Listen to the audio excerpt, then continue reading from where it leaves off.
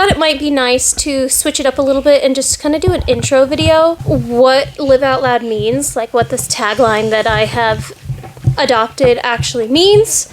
Introduce myself because there are new faces here, and I will constantly make jokes about not having any toes, but I'd love for you to be on the in on why I think that that's hilarious. Enoch, you may not have the microphone. Little big man who keeps trying to steal my microphone. So we'll see how this goes. Hey, I'm Kinsey. I'm a multi-passionate homesteader who follows Yahusha. I like to talk a lot, and I'm a little goofy, but I really believe in intentional living, and I love my family. This is our story at the Flocking Farm, and this is the Live Out Loud podcast. Okay, so to be totally honest with you, I don't really know how podcasting works. YouTube lets you do something called a podcast, where it's basically just a playlist, and that's all. I'm not on anything else at this point currently. In fact, I said a long time ago, I'm not gonna podcast. I'm not a podcaster, and yet here we are. But realistically, the Live Out Loud podcast, I used to have the podcast named Important Conversations, and this is just where I came on to share my thoughts about things that I thought was important. But as I got to thinking about it, my tagline has always been Live Out Loud, so that seemed to make a lot more sense. What does it mean to live out loud? This really comes from a childhood core value. My dad always used to say transparency. It is important to be transparent. He is the same in front of you that he would be in front of somebody else. Of course, there are stipulations with that. Like, you're going to be a little bit more mindful with your tongue around maybe some people that are offended by cuss words. Maybe you're not gonna cuss around them, not because you believe that the words are bad, because we grew up believing words aren't bad. It's context dependent on how you use them. Someone like my Nana, she's not a huge fan of it. So, you would curtail some behavior based on your respect for other people, but those people would still know you. You know what I'm saying? They would know that you're choosing different behavior because you respected them, not because you're trying to put a front on to look good to other people. Because my dad was very big about transparency. And I have taken this on in my own way, talking about living my values out loud. I like to say truth in motion as far as I can be. I like to talk about what I believe in and why, and try to understand what that is, and then share that with other people. I have a heart to share. And to some people, that can become a little bit annoying, because I like to say I am extroverted. I'm a very extroverted individual. Tend to be most extroverted mentally with ideas. I like to talk to people. That is the premise behind Live Out Loud. It's kind of a double entendre. One, I'm living out loud because I'm a relatively loud individual, but I'm also owning that because I heard once this phrase that was the fear of being too much and the fear of not being enough are the same fear, the fear of being you. And that hit me pretty hard because I have heard from some people that I am too much. I've heard, Kinsey's great, but she's a lot. From a handful of different people. I've heard from others that I'm a pompous know-it-all. Like, I hear these things down the grapevine, and they used to really bother me before I just kind of owned it. I'm a loud individual. I like to share information. I talk about things that get me jazzed. I talk a lot. That's for some people. That's not for everybody. But I'm hoping if you're here, that's what you're signing up for. That said, a little bit of background on me to know me a little bit more. Quick 80,000 foot view of Kinsey. I am a lawnmower survivor. When I was 2 years old, I was run over by a riding lawnmower and was flight for life to the hospital. They told my parents I wasn't going to make it because of the amount of blood loss that I had. And 18 surgeries later, here I am, doing well. Editing Kinsey here for a hot sec because I realized I never actually addressed where the toe joke comes from.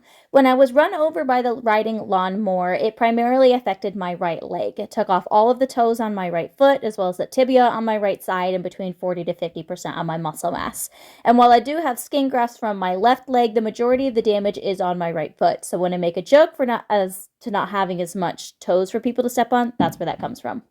I spent most of my childhood in crutches, a wheelchair, or a walker, and then the times that I was in between surgeries and I wasn't using one of those things, I was giving my parents a heart attack and climbing trees. As you probably gathered from the theme of this podcast intro, I am a very multi-passionate individual. I would say one of the key things that you could describe me as is passionate. That's how God made me.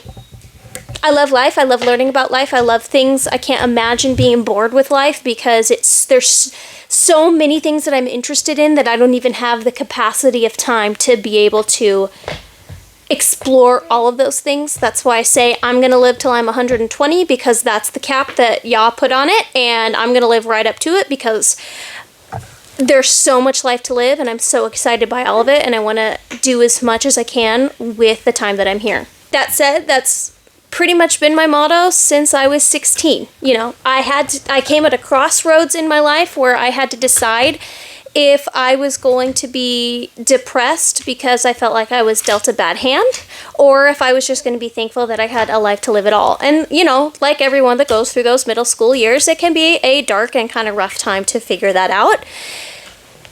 And there was a time where I wallowed in self-pity, and I used to say, who could ever love a cripple? And then I was actually following a dog trainer mentor, and he suggested a reading list of self-development books, and I listened to one, and I was hooked, and I decided that personal responsibility was going to be the theme of my life, and I grasped onto that concept, and I stopped feeling sorry for myself and decided I was just going to be grateful that I had a life to live at all. There's a reason that God let me live, because by all means I should be dead, and I'm going to take that opportunity and seize it, because there are many other people that don't get that opportunity. And so while I'm here to live this life, I'm going to live it to the fullest that I can. And that ties in with the live out loud. I have so much passion for life that I'm not going to let that spark dwindle, because that's not who I am. I'm not even a glass half full type of person. I am a glass is 100% full. Part of it is just water and the other half is air. You know, it's about perspective. Life is about perspective, and the perspective that I have is you can either feel sorry for yourself, because here's the thing. Everybody goes through shit. My life isn't perfect. Your life isn't perfect. People suffer debilitating injuries. People suffer abuse. I personally know this gal that was in the child trafficking as a little girl, and you know, what's most inspiring to me is seeing people that go through really rough shit, and they pick themselves up and they decide, they make the mental shift that instead of being bitter at the hand that they were dealt, that they are going to be grateful that they have a hand to play. And that is the paradigm that I come at you with.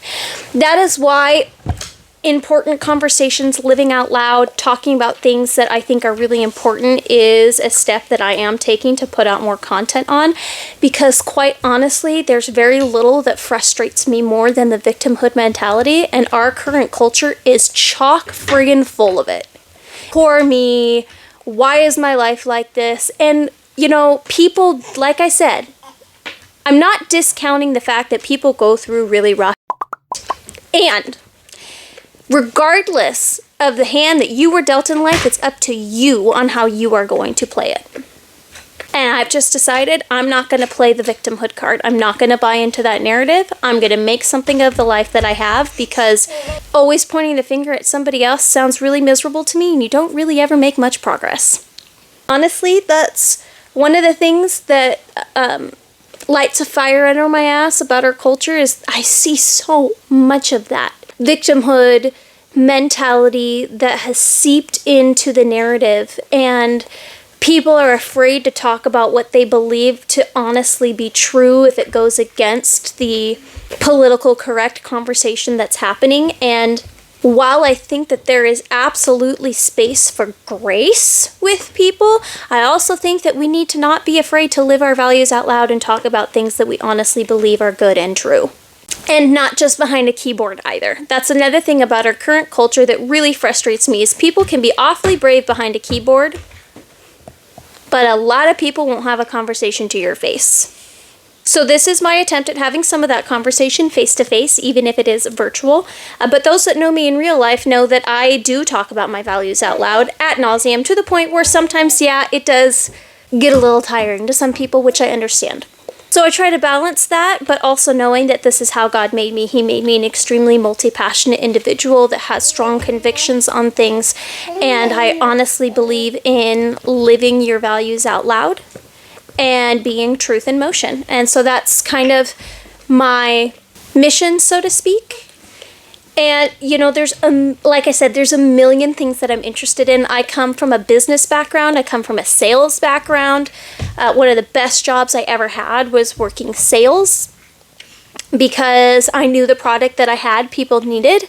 And it was up to me to educate, it's like in my blood. And understand objections and understand people, because that's really all sales is understanding people. I just love it. I love the art of negotiation. I know deep in my marrow that there is still a part of saleswoman Kinsey that God unlocked that passion in me, and He has a specific place for that in the future. Where that's going to be, I'm not entirely sure, because I'm still trying to figure out where God is taking me. But right now, I'm a huge advocate of the fact that women especially, but everybody, lives in chapters. And I'm really deep in my motherhood chapter right now. I've got 2 little kids. We hope to have more kids in the future. How do I balance my entrepreneurial aspirations with motherhood? I don't know, but I'm trusting that Yah's going to bring that into fruition in His timing. And so until that happens, I continue to dive into those multi-passionate niche things that I really enjoy.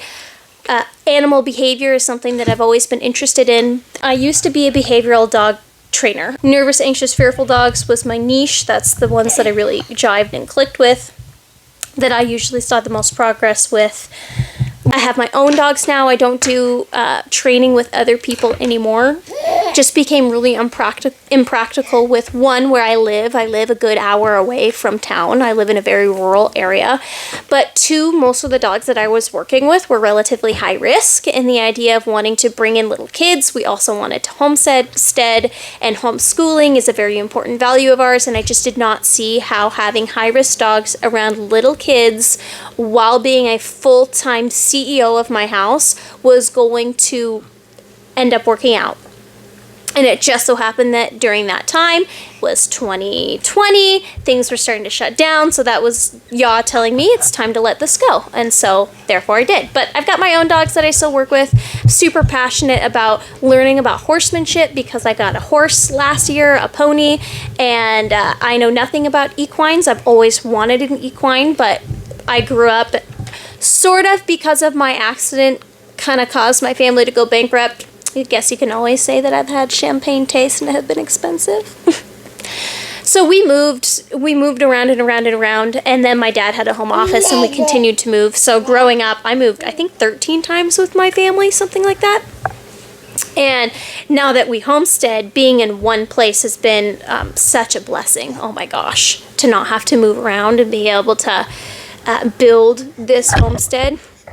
I just love it. And now I have my in-laws that live on the property up the road, and my family, my mom and dad, that live on the property down the road. It's just been such a blessing from Yah. Good old-fashioned values. I'm a conservative gal. I love Yah. I love my family. I love animal husbandry. I'm kind of a geek when it comes to personality theory. I study Hebrew. I'm really big into weightlifting, especially for women, and skeletal muscle mass and nutrition, and not letting big food completely poison us. What can you expect from this podcast moving forward? I don't even exactly know what I'm doing here on YouTube, other than talking about things that I think are important. So for sure, you can expect some more faith-based content to be coming out. I want to be doing things around specific Gregorian holidays, like I just did on Christmas. I'll be doing one later in the spring about Easter and about Passover. But I'm sure there's all sorts of different faith-related content. As the Spirit moves, I will continue to talk about things that I believe are true and that would be very important, that it could start a good conversation here on YouTube. There are topics that you're curious about, that you want to know what the heck my weird brain thinks about things, leave them in the comment section down below, and I'll see if I can't address some of those in upcoming videos. And we will see you folks on that flippity flop. Till next time, we love you. Shalom.